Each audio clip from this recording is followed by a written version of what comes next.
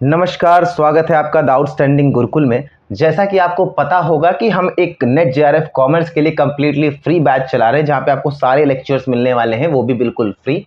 जो लोग नए हैं उन्हें बता दें कि जो आपका यूनिट 1 है इंटरनेशनल बिजनेस और बिजनेस इन्वायरमेंट का, वो यूनिट पूरी तरह से कंप्लीट हो चुका है। आप चाहे तो उस यूनिट को कंप्लीट कर सकते हैं।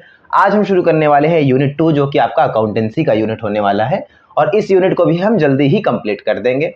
प्लस जो आप लोगों में से कई लोग एमसीक्यू पीवाईक्यू के बारे में बात कर रहे थे, तो वो भी हम जल्दी लाने की कोशिश करेंगे। और किसी का कमेंट आया था कि पेपर 1 के बारे में स्ट्रेटजी वीडियो चाहिए, तो वो भी वीडियो आपको जल्दी से ही इस चैनल पे मिल जाएगी। तो चलिए आज अभी इस वीडियो को शुरू करते हैं। ये मेरे बारे में कुछ जानकारी है जिसे आप जरूरी समझें तो पढ़ सकते हैं।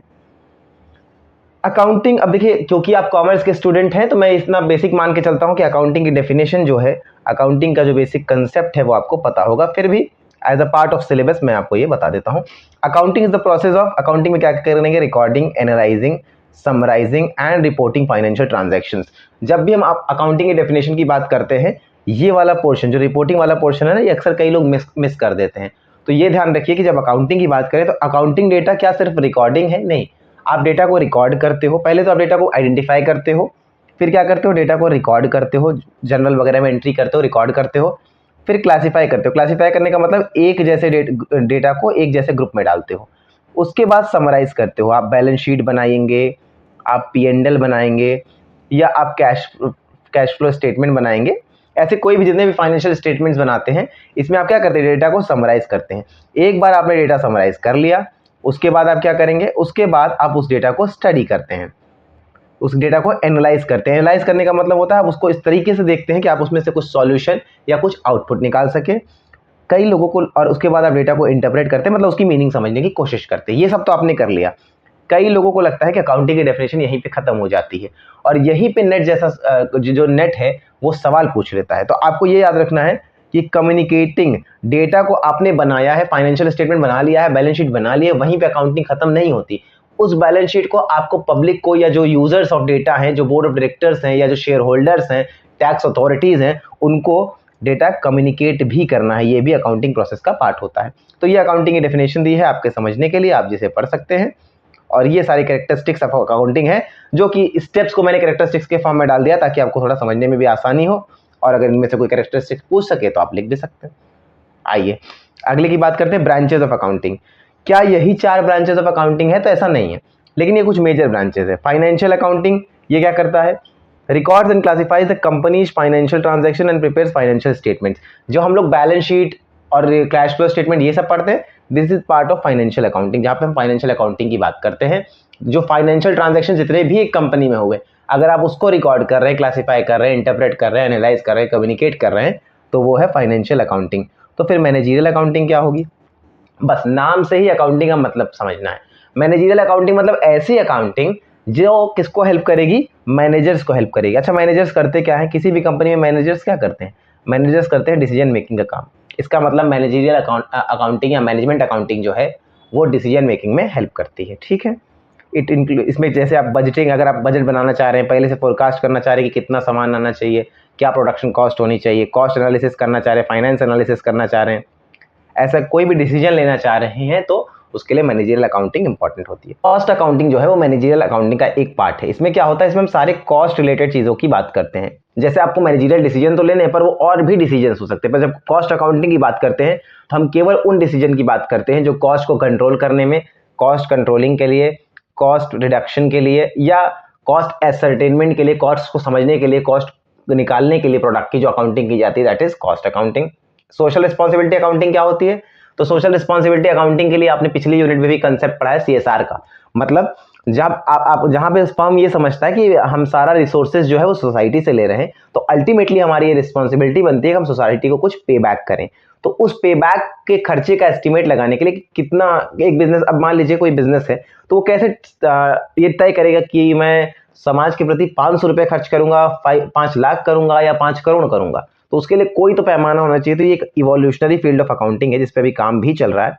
और यहाँ पे बात करते हैं जो हम सोशल रिस्पॉन्सिबिलिटी करते हैं, पार्क बनवाना, स्कूल्स में पैसा देना, पब्लिक वेलफेयर के लिए पैसा देना, उसकी अकाउंटिंग करने की बात करता है। क्या सिर्फ यही मेजर फॉर्म्स ऑफ अकाउंटिंग है?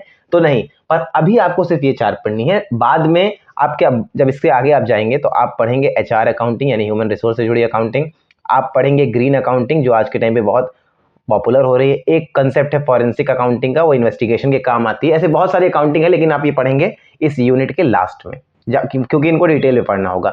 अब तक जितना भी आपने पढ़ा है ये सब बेसिक है जो मुझे लगता है आप में से लगभग सबको आता होगा। अब बात करते हैं अकाउंटिंग प्रिंसिपल्स की। देखिए ये यूनिट इसलिए भी आसान होने वाली है कि इसका जो पहला पोर्शन है और जो अकाउंटिंग स्टैंडर्ड वाला पोर्शन है वो ये पोर्शन है जो आपने 12th में बहुत अच्छे से पढ़ा है। तो इसको अगर आप एक बार शार्प कर लेंगे, ऐसा नहीं कि आपको आता है तो आप इसको इग्नोर करके चलेंगे, नहीं, जो चीजें आपको आती हैं अगर आप उसको शार्प करके चलेंगे तो आपको एक्स्ट्रा एज मिलती है पेपर में। क्योंकि ये बहुत से लोग छोड़ देते हैं कि ये यूनिट तो हमें आता है, और जब इससे कोई इन डेप्थ क्वेश्चन पूछ लिया जाता है तो उस क्वेश्चन लगभग लोगों का खराब हो जाता है। वहीं जो चीजें लोग छोड़ के जा रहे हैं, अगर आप उस पर काम करेंगे, अगर आप उस पर ध्यान देंगे, काम करेंगे, तो बेनिफिट ये होगा कि आपका नंबर इंक्रीज होने का चांस होगा। देखिए जो नेट JRF या कोई भी कॉम्पिटेटिव एग्जाम होता है ना, उसमें जो रेस होती है वो अगर आप मान लीजिए 60% कट ऑफ जाता है तो 40 और टू 45% या 40 to 50%, 40 to 50% तो ऐसी चीज होती है जो इजीली अच्छे पढ़ने वाले बच्चे जिन्होंने थोड़ी सी भी तैयारी करी वो लेके आ जाएंगे। जो रेस होती है ना वो 10% की होती है, केवल ये लास्ट 10% की रेस होती है, और इस 10% की रेस का ही हमको सारा काम करना होता है। इसके लिए आपको जो चीजें बाकी लोग छोड़ रहे हैं वो देख करके जानी पड़ेंगी। ठीक है, आइए बात करते हैं अपने सिलेबस पे। तो अकाउंटिंग प्रिंसिपल्स क्या है? अकाउंटिंग प्रिंसिपल वो फंडामेंटल गाइडलाइंस हैं और रूल्स हैं जो क्या करते हैं, फाइनेंशियल रिपोर्टिंग को गवर्न करते हैं। मतलब आप जो रिकॉर्डिंग करेंगे, आप जनरल में एंट्री जो करते हैं, आप जो बैलेंस शीट बनाते हैं, आप जो फाइनेंशियल स्टेटमेंट बनाते हैं, वो कैसे बनाएंगे? सब लोग एक जैसी ही क्यों बना रहे हैं? क्यों ऐसा नहीं होता कि क्यों ऐसा होता है कि आप कैश को असेट में डालते हैं, कुछ लोग अगर कोई कहे कि मैं कैश को लायबिलिटी में डालना चाहता हूं तो, या कोई कहे कि मैं एसेट की वैल्यू ही नहीं रिकॉर्ड करना चाहता। अकाउंटिंग सबकी एक जैसी क्यों है? वो है इस अकाउंटिंग प्रिंसिपल्स की वजह से। अकाउंटिंग प्रिंसिपल्स आपको ये बताते हैं कि कौन सी चीजें एसेट में डालनी है, कौन सी लायबिलिटी में डालनी है, असेट की रिकॉर्डिंग कैसे करनी है, कॉस्ट बेसिस पे करनी है या मार्केट वैल्यू बेसिस पे करनी है, लैंड को अप्रिशिएट करना है, मशीन को डेप्रिशिएट करना है। ये सारी बातें कहां से पता चलती है? अकाउंटिंग प्रिंसिपल से। तो ये क्या है? फंडामेंटल गाइडलाइंस है, रूल्स है जो गवर्न करते हैं फाइनेंशियल रिपोर्टिंग को और अकाउंटिंग प्रैक्टिसेस को। की accounting principles include revenue recognition है, ये सबको भी हम लोग आगे डिटेल में पढ़ेंगे। ठीक है, characteristics of accounting principle. Accounting principle है कैसे? तो अकाउंटिंग प्रिंसिपल में हमें केवल 3 बातों का ध्यान रखना है, जितने भी हैं। अभी हम अकाउंटिंग कंसेप्ट्स और कन्वेंशन पढ़ेंगे, तो जितने भी वो हैं वो कैसे हैं? एक तो वो रेलेवेंट होने चाहिए। रेलेवेंट मतलब if it results in information that is useful to the user. ऐसा कोई सोचिए, ऐसा कोई अकाउंटिंग प्रिंसिपल हो जिसका कोई काम ही ना हो, तो कोई मतलब है ऐसे अकाउंटिंग प्रिंसिपल का? तो अकाउंटिंग प्रिंसिपल कैसे होने चाहिए? रेलेवेंट होते हैं, ये वो बातें करते हैं जो आपके काम की हैं। दूसरा ऑब्जेक्टिविटी। ऑब्जेक्टिविटी का मतलब ये होता है कि ये पर्सनल बायस से, किसी भी तरह की जजमेंट से दूर है, ये कॉमन है, सबके लिए कॉमन है, एक जैसी बातें करते हैं। और फीजिबिलिटी। फीजिबिलिटी मतलब कोई भी चीज फीजिबल का होने का मतलब होना है कि कोई भी चीज अगर प्रैक्टिकल हो, उसको आसानी से किया जा सकता हो, तो it can be applied without undue complexity और कॉस्ट। अब मान लीजिए अकाउंटिंग प्रिंसिपल्स तो जनरल एंट्री तो बहुत ईजी है, उस पर कोई कॉस्ट नहीं लगती एंट्री करने में। अगर वही कहीं बहुत टफ प्रोसेस होता कि पता लगा आपने 10 करोड़ का बिजनेस शुरू किया है और उसकी अकाउंटिंग करने में आपका 15 करोड़ खर्च हो जा रहा है, तो क्या ऐसे अकाउंटिंग का कोई मतलब है? नहीं। तो अकाउंटिंग प्रिंसिपल्स इसीलिए ध्यान रखते हैं कि वो फीजिबल हो। बेयर मिनिमम कॉस्ट पे आपको एक सीए रखना, उससे ऑडिटिंग करानी, बेयर मिनिमम कॉस्ट पे सारा काम हो जाए, ये अकाउंटिंग प्रिंसिपल्स का मेन मोटिव होता है। चलिए अब बात करेंगे किस पे? अकाउंटिंग प्रिंसिपल्स कितनी तरीके के होते हैं? तो 2 होते हैं, एक होते हैं अकाउंटिंग कंसेप्ट्स, एक होते हैं कॉन्सेप्ट्स और एक होते हैं कन्वेंशन। कॉन्सेप्ट्स और कन्वेंशन में अंतर यह है, देखिए जब भी 2 चीजों में डिफरेंस समझना हो तो उसका सबसे अच्छा तरीका होता है एक चीज को आसानी से समझ लीजिए। तो कॉन्सेप्ट और कन्वेंशन के बीच का डिफरेंस जानने के लिए रखना है कि कन्वेंशन मतलब वो चीजें होती हैं, कन्वेंशन मतलब वो चीजें होती हैं जो अज्यूम्ड होती, बनाई नहीं जाती, क्योंकि ऐसा होता आ रहा है तो हो रहा है। क्या अकाउंटिंग में डेफिनेशन सही बैठती है? तो नहीं, लेकिन आपको समझने के लिए इसको ऐसे समझना है कि कन्वेंशन, हम इंग्लिश में कन्वेंशन हम उन चीजों को बोलते हैं जिसे आप हिंदी में परंपरा कहते हैं ना, ऐसी चीजें जो क्योंकि होती आ रही हैं, चलती चली आ रही हैं, वही आगे हम कंटिन्यू करते हैं, दैट इज कन्वेंशन। तो अकाउंटिंग कंसेप्ट्स क्या है? जो प्रॉपर्ली फ्रेम किए गए हैं, बनाए गए हैं, उनके लिए रूल्स हैं। और कन्वेंशन ये है कि वो पहले से भी फॉलो हो रही थी, वैसी चीजें। तो आई होप आपको अकाउंटिंग कंसेप्ट और कन्वेंशन के बीच का डेफिनेशन समझ में आ गया होगा। कंसेप्ट्स वो क्या होंगे? कंसेप्ट्स वो होंगे जो अपने आप, जो लॉ के थ्रू बनाए गए हैं, जो लॉ के थ्रू बनाए गए हैं। और कन्वेंशन क्या है? कन्वेंशन वो गाइडलाइंस हैं जो आपने कॉमन एडजस्टमेंट से या पहले से होती आ रही हैं, आपस में समझौते से, आपसी समझौते से, कॉम्प्रोमाइज से, जो चीजें आप कॉमन गाइडलाइंस है, जो चीजें आप फॉलो कर रहे हैं, दैट इज कन्वेंशन।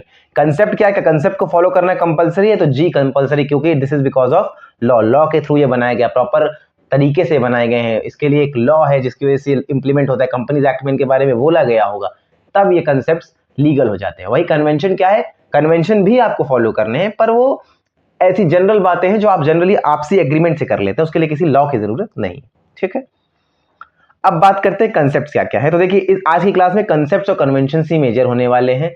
ये बहुत इजी है, पर इनसे मैं मतलब जिसको कहते हैं ना कि अगर कोई ऐसा टॉपिक हो जिसको लिख के दिया जा सके कि इसमें से क्वेश्चन आता है, तो अकाउंटिंग कंसेप्ट और कन्वेंशन से क्वेश्चन हर बार आता है, और इस बार भी मैं लिख के बता सकता हूं कि आएगा। अकाउंटिंग कंसेप्ट और कन्वेंशन से मुझे नहीं लगता कि पिछले कई सारे मैंने प्रीवियस ईयर पेपर दिए हैं और लगाए भी हैं, लेकिन आज तक ऐसा एक भी पेपर नहीं मिला जिसमें अकाउंटिंग कंसेप्ट और कन्वेंशन का क्वेश्चन ना हो। तो ये टॉपिक बहुत ईजी भी है और बहुत इंपॉर्टेंट भी है, तो उसको अच्छे से समझ के चलेंगे। ठीक है, थोड़ा सा टाइम देंगे। मनी मेजरमेंट अजम्पशन, ये कॉन्सेप्ट क्या है? ये कॉन्सेप्ट कहता है मनी मेजरमेंट के बारे में। मनी मेजरमेंट का कॉन्सेप्ट क्या कहता है कि हम केवल उन ट्रांजैक्शन की बात करेंगे। ये देखिए, इसको समझिए आप, ये खाली पैसे पैसे, कुछ लोग होते हैं ना जो केवल पैसे पैसे की बात करते हैं, तो मनी मेजरमेंट अजम्पशन में, मनी मेजरमेंट कंसेप्ट में आप खाली अपने उस दोस्त को याद कर सकते हैं जो केवल पैसे पैसे की बात करता है। मनी मेजरमेंट कंसेप्ट ये कहता है कि हम केवल उन बातों की बात करेंगे जो क्या हो, जो मॉनेटरी टर्म्स में रिकॉर्ड की जा सके। जैसे अगर आपने शेयर खरीदा है या शेयर बेचा है तो ठीक है, आप उसको रिकॉर्ड करेंगे। अब ये सोचिए कि मेरा नाम अमन था शेयर पे, और मैंने शेयर पे कहा कि अब मुझे अपना नाम चेंज करना है, तो मैं अपना नाम अमन मिश्रा से अमन कुमार मिश्रा कर देता हूँ। ठीक है, मैं अपना नाम अमन मिश्रा से अमन कुमार मिश्रा या अमन नारायण मिश्रा कर देता हूँ। अगर मैं अपने नाम को चेंज करना चाह रहा हूँ, मैं चाहे कंपनी का ओनर हूँ चाहे शेयर होल्डर हूँ, ये बातें ऑन पेपर तो रिकॉर्ड होंगी, पर क्या ये अकाउंटिंग में रिकॉर्ड होंगी? अकाउंटिंग में इनका कोई काम है? आपका नाम कोई भी हो, उनको अगर मैं अपने पेमेंट अमाउंट को शेयर 10 रुपए का उसको 100 का कर रहा हूँ तो मुझे रिकॉर्ड करना है, पर मैं अगर कोई इंफॉर्मेशन चेंज कर रहा हूँ, कंपनी का नाम बदल रहा हूँ या कुछ भी कर रहा हूँ, तो क्या उससे कंपनी पे कोई फर्क पड़ेगा? तो नहीं। अकाउंटिंग में हमें केवल उन बातों की ध्यान रखनी है। ये कंसेप्ट कहता है अकाउंटिंग में हम केवल उन बातों की बात करेंगे जो पैसे से जुड़ी हो। पैसा पैसा पैसा पैसा पैसा, अगर पैसे से जुड़ी बातें हैं तो लिखेंगे, नहीं है, किसी बात में पैसा इन्वॉल्व नहीं है तो नहीं लिखेंगे, चाहे वो कितनी भी बड़ी बात हो। ठीक है, तो मैंने कहा ना, इस पे आपको उस दोस्त की याद करिए जो हमेशा पैसे की बात करता है। अब दूसरी बात करते हैं, गोइंग कंसर्न कंसेप्ट। देखिए, गोइंग कंसर्न कंसेप्ट का मतलब ये होता है कि हम ये मान के चलते हैं, इस अजम्पशन पे चलते हैं, पहले से अज्यूम करके चलते हैं कि एक एंटरप्राइज जो है वो आज तो अपना काम कर रही है, आज तो अपना काम कर रही है, मान लीजिए 2024 और 2025 वाले ईयर में तो काम कर रही है, इसने 1000 करोड़ का रेवेन्यू किया। हम ये अज्यूम करते हैं कि ये 25 के बाद 26, 27, 28 ऐसे करके 3000, जब जितने भी ईयर्स आए हमारी कंपनी काम ही करती रहेगी। तो हमें कोई भी डेटा बनाना है तो इस फ्यूचर अजम्पशन के साथ बनाना है कि कंपनी जो है वो लॉन्ग टर्म में, लॉन्ग रन में चलेगी। ऐसा नहीं कि हम इस हिसाब से बनाए कि हम 1 साल का बनाते हैं, क्या पता अगले साल बंद हो जाए। तो मतलब आपको यहाँ पे किस दोस्त का नाम याद रखना है? कुछ दोस्त होते हैं जो ऑप्टिमिस्टिक होते हैं, बहुत पॉजिटिव होते हैं। तो ये कंपनी कैसी है? बहुत पॉजिटिव है, ये मान के चल रही है कि हम 10 साल 20 साल 100 साल अभी चलेंगे। इस तरह से नहीं बनाना है कि हम आज बना रहे, हो सकता है कल बंद हो जाए। ठीक है, अब बात करते हैं अकाउंटिंग पीरियड कंसेप्ट की, या अकाउंटिंग पीरियड अजम्पशन की। इसको पीरियोडिसिटी का भी कंसेप्ट कहते हैं, पीरियोडिसिटी का भी कंसेप्ट कहते हैं। क्यों? ये माफ करिएगा, इसमें थोड़ा राइटिंग गड़बड़ हो जा रहा है बिकॉज मेरे पास वो मार्कर आज नहीं है। तो पीरियोडिसिटी का भी कंसेप्ट आता है। ये बात करता है कि अकाउंटिंग जो आप रिकॉर्ड करेंगे ना, अगर सोचिए कि कोई कंपनी है जो 1950 में बनी है और आज हो गया है 2024, उसने यहां से लेके यहां तक का सारा डेटा रखा हो और कोई डेट का कोई डाइवर्जन, कोई कैलकुलेशन ना रखा हो, तो इतने की बैलेंस शीट आप कैसे बनाएंगे? इतने का फाइनेंशियल स्टेटमेंट अगर आपको एक बार में एनालाइज करना होगा तो अच्छे अच्छे ऑडिटर्स की हालत खराब हो जाएगी। इसलिए अकाउंटिंग पीरियड का कंसेप्ट क्या कहता है कि हम जो अकाउंटिंग करेंगे ना उसको पीरियड में डिवाइड करके करेंगे, पीरियड में डिवाइड करके करेंगे। मतलब हम फिक्स कर लेंगे कि एक बार हम कितनी अकाउंटिंग करने वाले हैं। तो ये 3 मंथ हो सकता है, 6 मंथ हो सकता है, 1 ईयर हो सकता है। हम लोग जनरली कौन सा अपनाते हैं? सारी कंपनीज 1 ईयर का। इंडिया में अकाउंटिंग कैसी होती है? 1 साल की होती है। मतलब जो आप अकाउंटिंग करेंगे वो एक पीरियड में करेंगे और ये पीरियड सेम रहेगा। ऐसा नहीं कि आप एक बार 1 साल की अकाउंटिंग कर रहे हैं, अगले साल 3 महीने की कर रहे हैं, ऐसे नहीं। अगर आप फाइनेंशियल ईयर आपने चूज किया कि आप 1 ईयर की फाइनेंशियल ईयर के हिसाब से अकाउंटिंग करना चाह रहे हैं, जो कि इंडिया में कॉमन है और करना कंपलसरी भी है कुछ कंपनियों के लिए, तो आप इसी फाइनेंशियल ईयर से काम करेंगे कि आप अकाउंटिंग को एक पीरियड में बांटेंगे कि हम अकाउंटिंग हर साल के एंड पे हम रिपोर्ट बनाते हैं, तो हम हर साल के एंड पे रिपोर्ट बनाएंगे। 1 साल की फाइनेंशियल, 1 साल की बैलेंस शीट बनेगी, 1 साल का इनकम स्टेटमेंट बनेगा, 1 साल का P&L बनाएंगे, ये सब 1 साल का काम करेगा। ठीक है, अकाउंटिंग पीरियड कहता है कि एक पीरियड होना चाहिए। Cost concept of historical cost concept क्या होता है? अब ये समझिए। ये दोनों एक ही चीज़ें हैं। नाम एक कॉस्ट कॉन्सेप्ट भी है, हिस्टोरिकल कॉस्ट कॉन्सेप्ट भी है।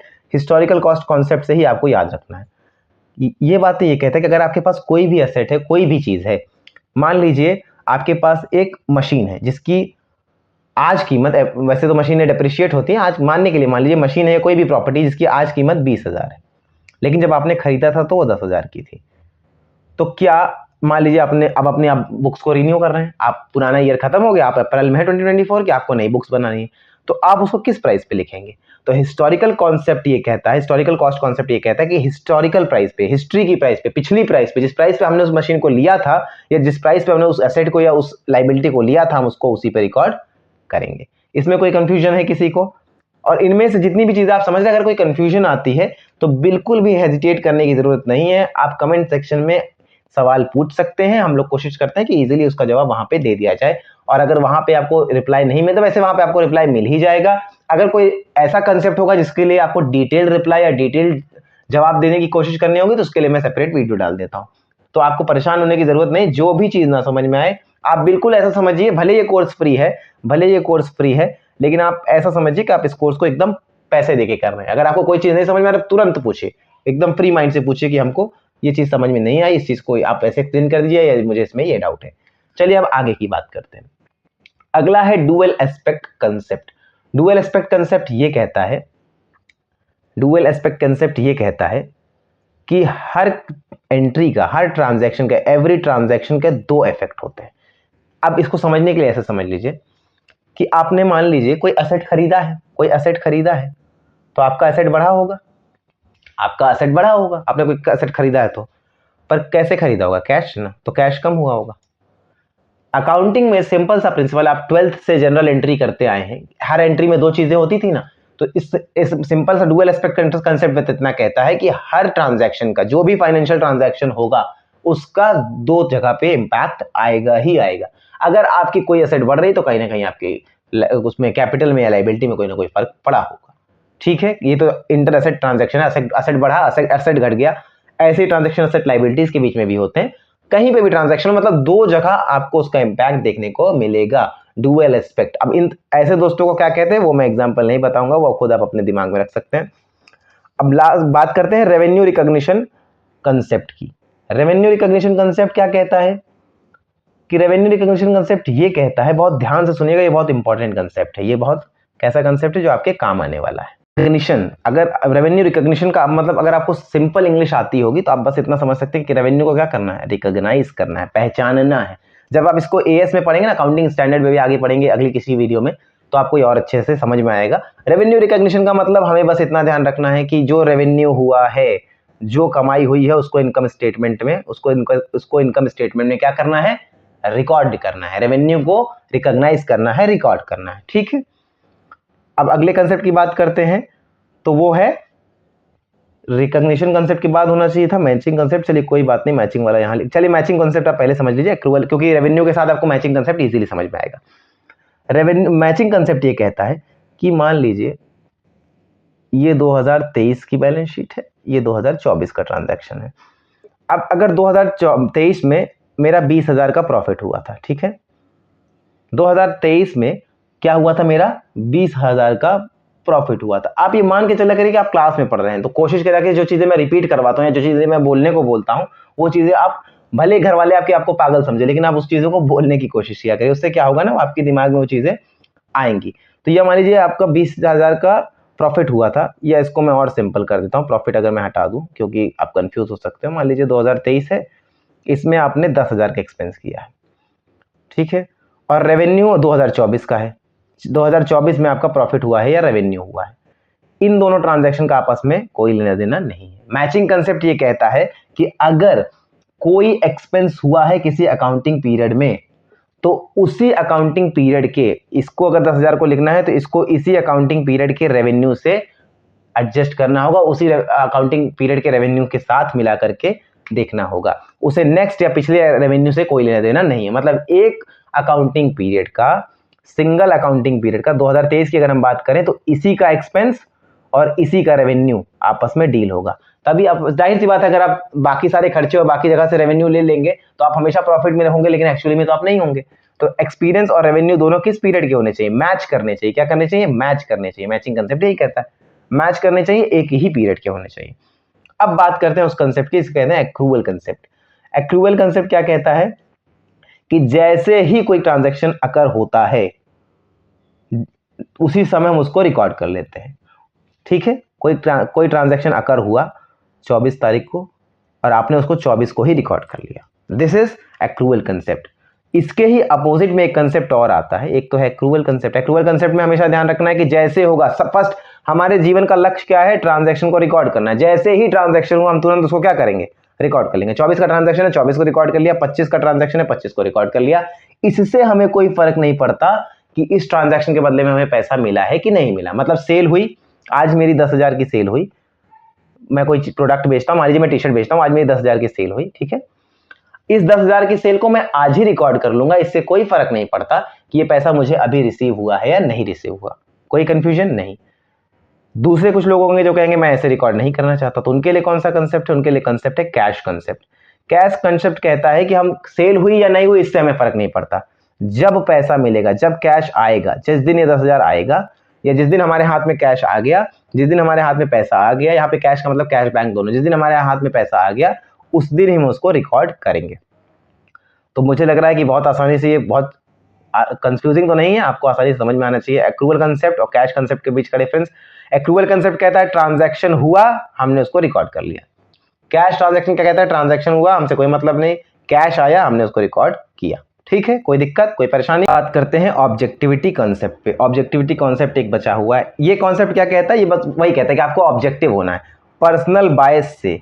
बायसनेस का मतलब होता है अपने दिमाग में, आपके दिमाग में कोई चीज चल रही है, इससे अकाउंटिंग डेटा इफेक्ट नहीं होना चाहिए। मुझे लगता है ये पैसा नहीं आएगा, मैं 10,000 की सेल हुई थी ना हमारी, अब मुझे लगता है ये पैसा नहीं आएगा तो मैं इसको रिकॉर्ड नहीं करूंगा। इस तरह से ट्रांजैक्शन नहीं चलेगा। मेरा पर्सनल बायसनेस या जो अकाउंटेंट है उसका पर्सनल बायसनेस डेटा रिकॉर्डिंग में या अकाउंटिंग में नहीं यूज होना चाहिए। किसी कंपनी, कोई कंपनी प्रॉफिट में चल रही, मेरी कंपनी प्रॉफिट में चल रही, पर मैं सोच रहा हूँ कि नहीं मुझे तो लग रहा है लॉस होगा, तो इसकी बैलेंस शीट को बदल के लॉस में कर देते हैं। ऐसे नहीं होता। आपको पर्सनल बायसनेस से अकाउंटिंग डेटा को दूर रखना है, बस ऑब्जेक्टिविटी का कंसेप्ट बस इतना सा कहता है। मुझे लगता है अकाउंटिंग कंसेप्ट इजीली आपको क्लियर हो गए होंगे।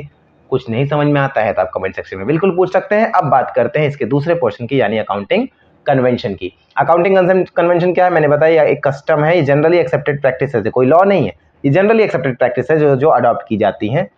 ठीक है, ये जनरल एग्रीमेंट और कॉमन कंसेंट के थ्रू अडॉप्ट की जाती है। आपस में हमने बात की और अडॉप्ट कर लिया। ठीक है, बस ध्यान में रखने वाली बात यह है कि कन्वेंशन और कंसेप्ट दोनों डिफरेंट हैं। कैसे? Accounting concepts are established by law while accounting conventions are guideline based on custom और usage of general agreement। ये मैं आपको समझा चुका हूँ। कन्वेंशन क्या, कन्वेंशन केवल आपको 4 याद रखने हैं। कौन से हैं? Convention of full disclosure. Full disclosure के बाद ये कहता है कि मैंने कहा ना आपके कुछ खास दोस्त है, तो ये वाले दोस्त है जो आपसे सब कुछ शेयर कर देते हैं और आपसे कहते हैं कि आप भी अपनी सारी बातें हमसे शेयर करो, जिससे आप सारी बातें शेयर करते हो। तो फुल डिस्क्लोजर का कन्वेंशन क्या कहता है कि कुछ भी हिडन नहीं रहना चाहिए, सारी की सारी बातें बता देनी चाहिए। जितना भी ट्रांजैक्शन जो कि काम का हो सकता है, जो कि वैल्यू का हो सकता है, वो आपको डिस्क्लोज करना है, कुछ भी हिडन नहीं रखना है। मान लीजिए मुझे आप मेरे यहाँ सप्लायर हैं, मुझे आपसे सप्लाई चाहिए और मैंने आपको बताया नहीं कि मेरे ऊपर बहुत सारा लोन चला, मैंने आपसे भी क्रेडिट ले लिया, तो एक तरह से ये फ्रॉड की कंडीशन में आया। इसलिए बुक्स जो होंगी उसमें कुछ भी हिडन नहीं होना चाहिए, सब कुछ डिस्क्लोज करना चाहिए। सारे मटीरियल फैक्ट्स, कैसे फैक्ट्स? मटीरियल फैक्ट्स डिस्क्लोज होने चाहिए, सारे फैक्ट्स डिस्क्लोज होने चाहिए। कन्वेंशन क्या है? दूसरा कन्वेंशन है कंसिस्टेंसी का, जो आपको पढ़ाई में नहीं मिल पाती। अगर यही कंसिस्टेंसी मिल जाए तो आप इजीली टॉपर हो जाए, हम इजीली टॉपर हो जाएं। कन्वेंशन क्या? कंसिस्टेंसी का मतलब मुझे लगता है आप सबको पता होगा। कंसिस्टेंट होना मतलब किसी चीज को लगातार करना। आप एक दिन 7 घंटा पढ़ाई कर लेते हो, इससे कोई फर्क नहीं पड़ता। क्या आप रेगुलरली 2 घंटे पढ़ सकते हो? किसी भी कॉम्पिटेटिव एग्जाम में लॉन्ग टर्म प्रिपरेशन में ये बात मायने रखती है। इसी को कंसिस्टेंसी कहते हैं, जो आप रेगुलरली कर सके।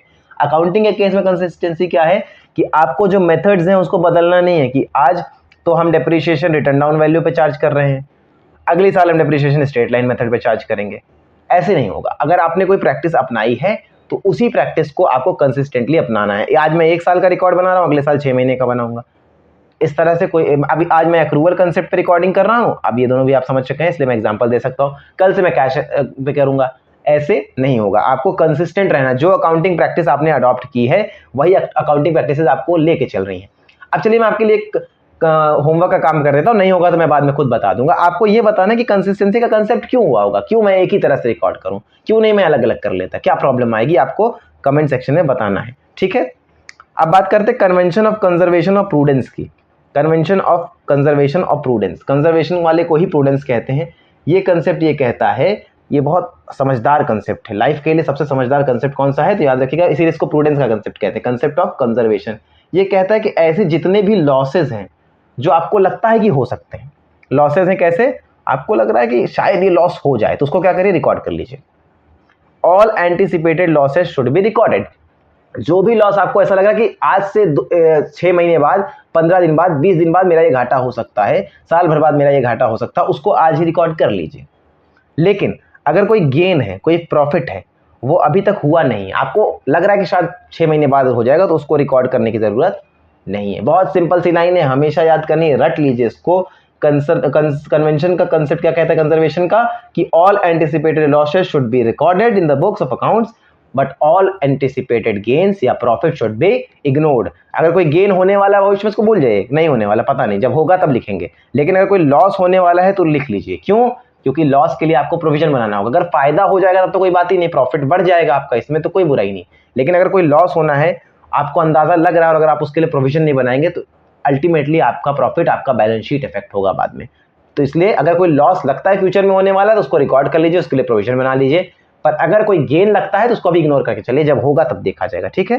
तो देखिए लाइफ जीने का भी बहुत अच्छा तरीका है, कोई अच्छी चीज होने वाली है तो उसको अभी शांत रहिए, उसके प्रति रिएक्ट करने की जरूरत नहीं है। लेकिन अगर आपको फ्यूचर में लगता है कि कुछ ऐसा उल्टा सीधा हो सकता है, आपकी तैयारी ठीक नहीं चल रही है, तो मेहनत कीजिए और ज्यादा पढ़िए ना। अब अभी से मिठाई थोड़ी खरीदने लगेंगे कि मुझे तो फ्री बैच मिल गया, मेरा नेट जीआरएफ एकदम क्वालिफाई होने वाला है, लाइए मिठाई खिला के बांटना शुरू कर देते हैं पूरे मोहल्ले में। ऐसे थोड़ी। आप क्या करिए, आपको मिल गया फ्री बैच, आप जाहिर सी बात है आपको पढ़िए। लेकिन आप लॉसेज कि क्या, मगर मान लीजिए मेरा 2% कट ऑफ नहीं जाता, तो इसके लिए मैं क्या करता हूँ, एमसीक्यू जब आएगा तो मैं उसको भी प्रैक्टिस करूंगा, पीवाईक्यूज भी प्रैक्टिस करूंगा। लॉसेज की तैयारी करिए, गेन्स को रिकॉर्ड नहीं करना है। जब गेन्स होंगे तब रिकॉर्ड करना है। जिस दिन नेट जीआरएफ का एग्जाम क्वालिफाई होगा तो पूरे मोहल्ले में मिठाई बांटिएगा, हो सकेगा तो मुझे भी एक डब्बा भेजिएगा। चलिए अब बात करते हैं कन्वेंशन ऑफ मटीरियलिटी की। ये देखिए फुल डिस्क्लोजर वाला जो हमने पढ़ा था, बस उसी का उल्टा है। फुल डिस्क्लोजर कहता है कि आपको सब कुछ बताना चाहिए। आपके दोस्त ने आपको कहा कि आप भाई सारी बात हमसे शेयर करो, मैं अपनी सारी बात तुमसे शेयर करूंगा, ये फुल डिस्क्लोजर बात करता है। अब आप उसको बता रहे हो कि पता है आज सुबह मैंने क्या किया, अपना नाखून काटा, फिर मैंने अपने बाल 1 सेंटीमीटर छोटे किए, आज मैंने 20 बार सीढ़ी चढ़ी उतरी। इन बातों का क्या आपकी लाइफ में कोई वैल्यू है?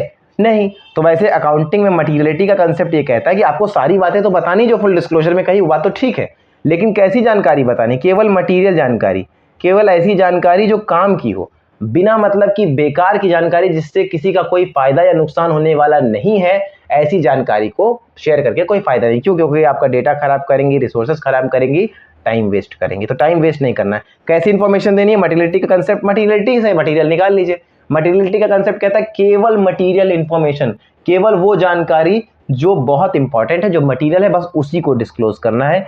सब कुछ बोलने का मतलब ये नहीं है कि एकदम सब कुछ बोलना शुरू कर देना है ना। जब आपको कोई दोस्त आपसे कहता भी है कि हमको सब कुछ शेयर करिए, तो क्या अपनी घर की सारी बातें आप जाके शेयर कर देते? नहीं, केवल वो बातें जिसमें आपको उसकी राय चाहिए, या आपको उससे शेयर करनी है, आपको थोड़ी हेल्प चाहिए, या ऐसा कुछ चाहिए, तभी आप उनसे वो बातें शेयर करते हैं ना। तो भाई अकाउंटिंग में भी ध्यान रखना है, जो डेटा जो यूजर्स ऑफ अकाउंटर्स हैं, टैक्स अथॉरिटी है, शेयर होल्डर्स हैं, बोर्ड ऑफ डायरेक्टर्स हैं, कस्टमर्स हैं, एम्प्लॉइज हैं, जो इनके काम का है, जो जिससे किसी को कोई फर्क पड़ रहा है, बस वही डिस्क्लोज करना है, सब कुछ नहीं करना है, ठीक है।